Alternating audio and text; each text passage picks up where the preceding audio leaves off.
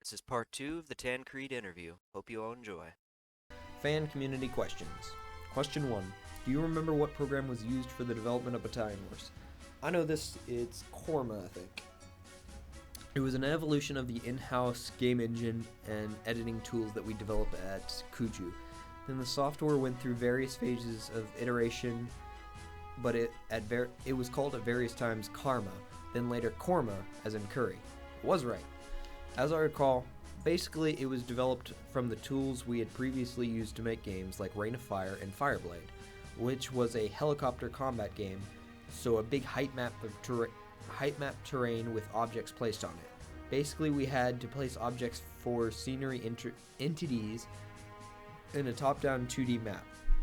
Though things were improved so that these became sprite renders that were representative of size and appearance of the scenery piece, but then later we got live editing that allowed us to move and adjust scenery in real time in 3D on the target platform / development kit. We would literally paint the height map to create hills, valleys, etc. Question 2. Having Wolf Calder I am so sorry, I'm screwing up your name, I'm 100% sure. Was there a line in the script that made reference to one of his movies, Indiana Jones or Band of Brothers? I'm afraid not, though you may notice many of the other lines in the cinematics that pay homage to other famous war movies or anti-war movies such as Doctor Strangelove. Question 3. Did you try to add players to multiplayer, 2v2 or 2 versus 1? Honestly, I can't recall for certain, but I believe so, yes. We were up against the limits of the tech at the time. I think our network coder, Roger Winnerson, was a real expert and was amazing at what he achieved. Yeah, I'd say he was pretty interesting, and I've actually tried adding back the third and fourth player because the physical code for it is left in the game still. And the third and fourth player constants still function properly, and the same as the first and second constants players.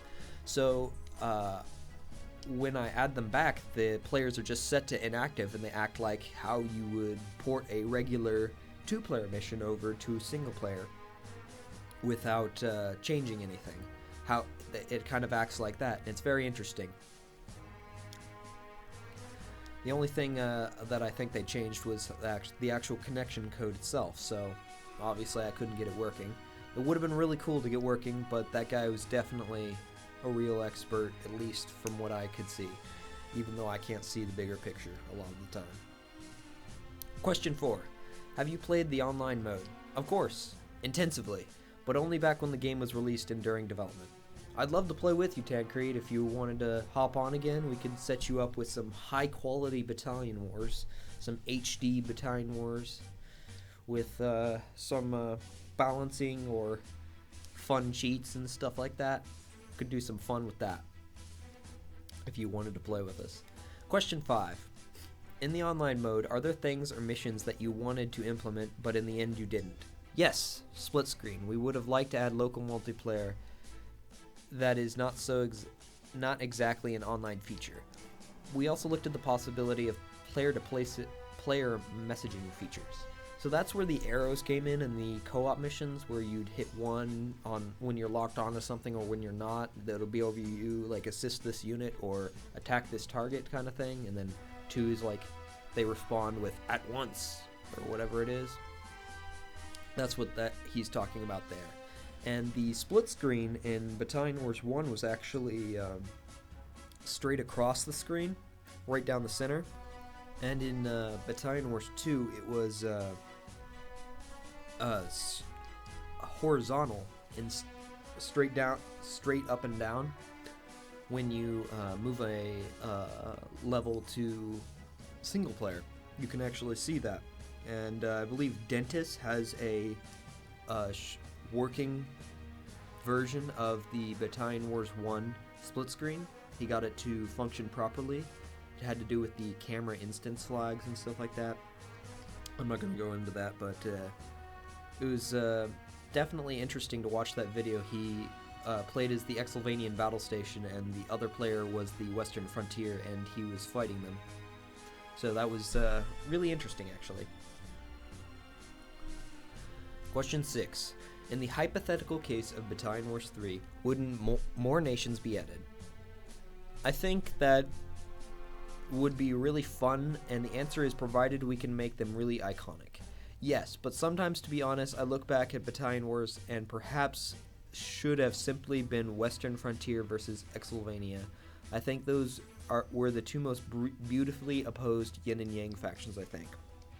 I could see how that might be better for the long-term gameplay of the game, in that you could probably focus more on the actual game itself rather than making separate units, although I do think the separate nations added a lot of character to the game. But if you had just had the Western Frontier and Exylvanian nations, I can definitely see how there may have been a lot more gameplay rather than character to the game. A lot of fun gameplay. I think Battalion Wars achieved a good balance of gameplay to character, though. Question 7. While making Battalion Wars 2, you were already thinking about the ideas for Battalion Wars 3 in the event that it is possible to know. Could you tell us some of those ideas? Well, I mentioned some of the thoughts on this earlier. We did have ideas for asymmetrical gameplay where the player with the map screen on the Wii U and tablet would issue commands, and the other players with the Wii remotes via split screen on the TV would occupy different stations on a vehicle. It was a pretty cool real evolution of gameplay. Wow, I did not know that. That is really interesting. I would never have thought of that off the top of my head. Question 8. Kuju thought to make some game not owned by Nintendo with similar gameplay to Battalion Wars for all consoles, PC, PlayStation, Xbox, Nintendo. We did have pitches for similar famous franchises in the works after things did not proceed with Battalion Wars 3, but those did not come to fruition. You'll have to guess which intellectual properties those were, I'm afraid. I think I have an idea of which ones those were, actually. Question 9. There were many fans in love with Exylvania's aesthetics, but there is a possibility that the Exylvanian campaign can be seen. Was that possibly raised in Battalion Wars 2? Me too, my favorite, but the introduction of the Iron Legion as kind of the origin story campaign faction was really how we went about that. I would say that if you love the vibe of Exylvania, keep an eye on my current game company, Cindercone, and what we do next after Skeleton Crew, though. Well, that's interesting. I'm looking forward to seeing what you guys do. I would love to see that original game concept you talked about at the start of the interview, though, with the undead troops from every era. As long as it was somewhat similar to Battalion Wars, with the NPC commands and all, obviously. But yeah, I would love to see that. Question 10. Were there any nations thought to be allies of Exylvania? No, they're the bad guys. To be honest, controversial perhaps, but I think it makes me think of current real-world scenarios where invading aggressor nations find themselves totally isolated with no allies. Question 11. Was there any content that was not added in the final version of the game, missions, etc.?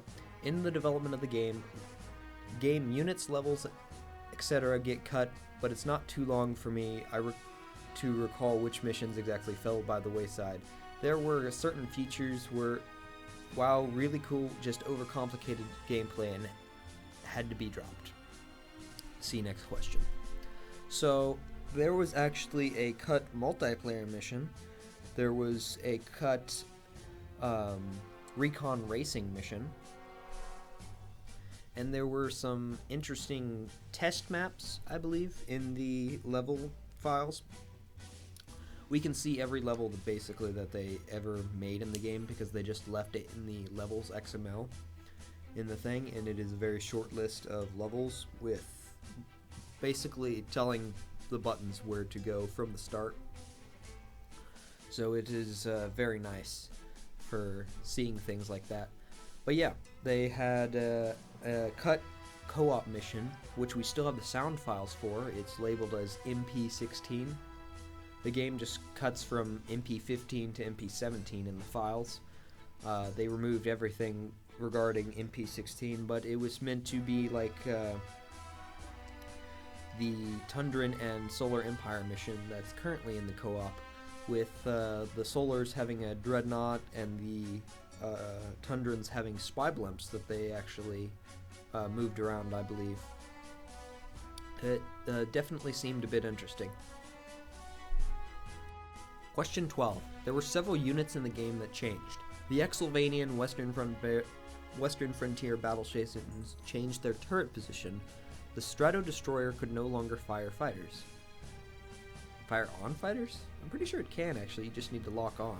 If you're not locked on, it drops bombs. / the removal of heavy recons. Why are these changes?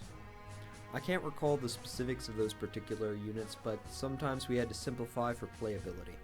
For example, at one time it was possible to load and / unload troops into an individual turrets on a vehicle at the same way you can still get them to man unique gun nests. So putting more guys in a tank would make it more powerful. You would lock on to individual nodes on the vehicle and do it. The transport vehicles originally functioned this way also. Players could also load and unload them with troops. But it was just way too fiddly and time consuming in the context of an action game to be loading and unloading individual turrets, so sadly, in a way, we opted to simplify that, and transport vehicles became more of a way of delivering new units to the player via cutscenes. Question 13. After Lord Farok's death in the events of Battalion Wars 1, there were many wars between the nations of the world. That period is not well chronicled, but unfortunately I think we have to expect that much. Like nations of our own world, conflict was never far away from the Battalion Wars universe. Night Wars was meant to be the prequel to Battalion Wars, I believe. It got cancelled and turned into Paragon, I believe, or something like that. And then later got turned into Aragorn's Quest, because that got cancelled as well. And you can kind of see how the functions of gameplay was going to be, because it was going to be more of a medieval version of Battalion Wars with like spearmen, trebuchets, I believe cavalry, and a few other things, swordsmen. So that would have been kind of interesting to tell the past of Battalion Wars, and I would have loved to have seen the game like that. I believe development got to the I don't know, I think halfway point on the single player campaign. I believe they'd finished 2 campaigns and were just starting to work on the 3rd campaign for the game at the time. But yeah, there's a bunch of information on it online, I believe, and if there isn't, I could always write some stuff in the Battalion Wars Discord if anyone is curious about it, or just comment down below. I can answer a few questions about it. I only what I know, though. Pretty cool stuff, though. Question 14. The character of Brigadier Betty shows a drastic change between Battalion Wars 1 and 2. Why did she undergo that change? The Western Frontier was conceived of treating war like a sport. As you see in the opening cutscene where Herman is sending grunts up against football training dummies, Herman is the coach and Betty is the cheerleader, but it seemed like a bit of demeaning to depict her with that archetype. So we leaned more into making her a soldier for the second version. There was a bit of Private Benjamin influence coming in there. In fact, for Battalion Wars 3, she was going to evolve again and get a little bit more tank girl / punk. I don't think I can imagine that, honestly. That's yeah, I can imagine the tank girl, but not really the punk in my view. I feel like it would turn into like an Advanced Wars kind of CO, if you know what I mean, like Black Hole, you know, trying to be. I can't really imagine that in my head. Question 15. Sometimes the painters of the painting feel that it is never finished. Do you feel the same way about Battalion Wars? There were many aspects or features of the game that you would have liked differently. I would have liked to make that make that third edition, just because we had some interesting ideas for evolving the gameplay experience, and there's always small things you want to work on further, but overall I feel Battalion Wars is one of the projects in my career where I was really privileged to be able to fully realize as the intended vision. Particularly the aesthetic. The aesthetic is really good. That he is right about that. It was definitely top tier. So I feel glad of that. It was not a compromised game, and we would have Nintendo's support for us to thank for that. Question 16. About the Battalion Wars fictional universe, there are soldiers, clones, and... About the Battalion Wars fictional universe, are there soldiers and clones that are made in the barracks just like Star Wars on Camino, or are they just individual people like world leaders? Good question.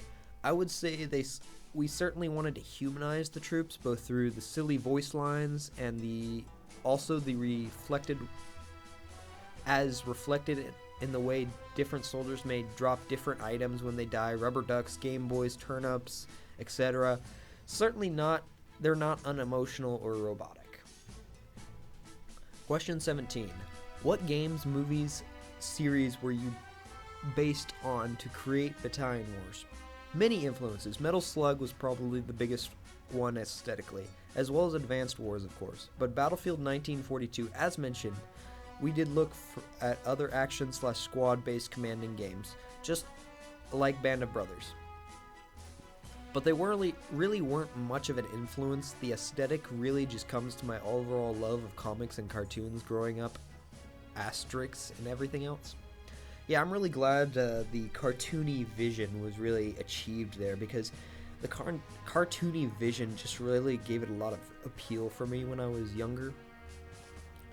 And I would always dream of like making my own little missions or stuff like that.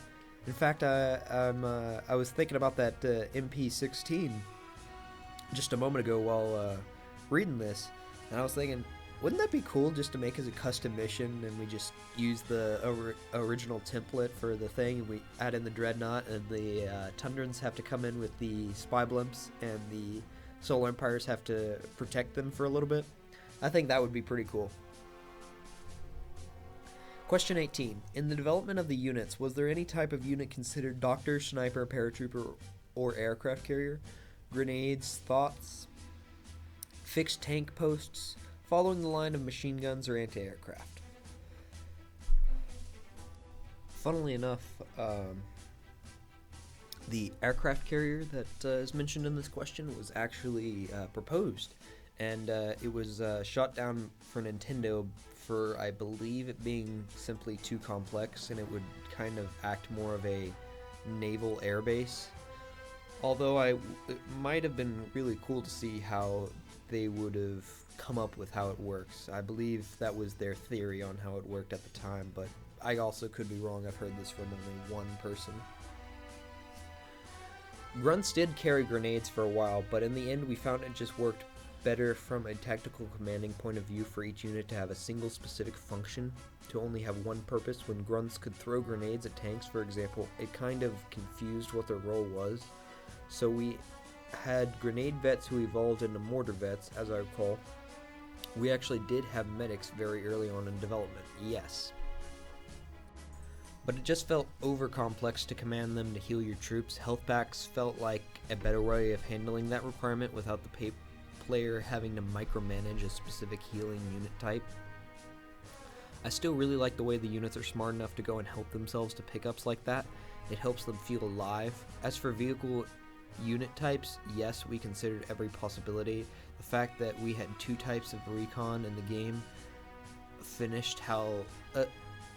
in the finished game kind of represents how difficult I found it. Certainly to cut things down and simplify, Advanced Wars does this really well, having a singular purpose for every type of unit with no excess. But it was just having fun with that little buggy, and Jeeps are too cool not to include. So we had both. I think you guys only used the heavy recon one time in Battalion Wars 1, and I think it's like the first or maybe the second Dune Sea mission. But yeah, the recons are always super fun. Although I do remember seeing the Solar Empire concept art. It was supposed to be a 3-wheel recon. And if you are watching this video, I would love it if you would answer my question about it, and why was it actually changed from a 3-wheel recon to a 4-wheel recon? Was it because of the physics of the game? Did the programmers come up to you and say, hey, it would just be easier if we used it? Because I noticed you used the heavy recon model for the recon model in Battalion Wars 2 for the Exylvanians as well. So that was pretty interesting to me, because yeah, the concept art for the Solar Empire one, 3 wheels. Also hover tanks. Hover tanks were something that I'm curious about as well. Now we have Fan Battalion's message here. I wanted to thank you, Tancred, for doing this interview with all the work behind it, and for always supporting the Battalion Wars fan community. I also thank you to all the developers of this saga who have been very kind to all of us in the community. You have created a game that has united hundreds of people who continue to enjoy this hidden gem of the GameCube and Wii. Finally, thank the community for all the incredible things that have been done and are being done with the good atmosphere and the good atmosphere that there is always. I hope you liked the interview. See you all at Battalion Wars. Now we have the Battalion Wars 1 credits here. We have the Battalion Wars 2 credits here. Let's see if we can find Tancred, how many times he appears. I'm sure he'd love that. Maybe embarrass him a little. You know, that's always fun, right? Yep, that's 2 times at least. Just off a quick glance. That's a really cool cover of the Versus picture right here. I wonder, this was the game cover art? Yeah, the game cover art. And then the Versus concept art. Please make this Tancred. I would love this. This would be a really cool game to play, honestly. Make it on the Nintendo console too. Yeah, because that's where I play most of my games still. And then we have the concept art for Battalion Wars Under Fire, and I'm guessing this is where Vlad was created. This is the editor he was created in. This looks like, actually I don't know what that is, but I know these were created in, like, the models were created in, like, 3DS Max version 4, I believe. The words don't matter, they're just repeats and stuff like that. Yeah. Final models, this was kind of thing. But yeah, this is the Exylvanian tank, and we have the concept art for the grunts and veterans, the stylizing of the grunts, the veterans right here, and then we have all the different types of veterans for this one, COs, and then we have the subs. Anyway, this has been a really cool interview, and I loved looking at it. Look out for my next video where I'll be going over the tutorial for how to mod Battalion Wars. I already did the setup and stuff, and I will be teaching you guys how to make your own custom missions step by step, and look forward to that. It'll be really cool.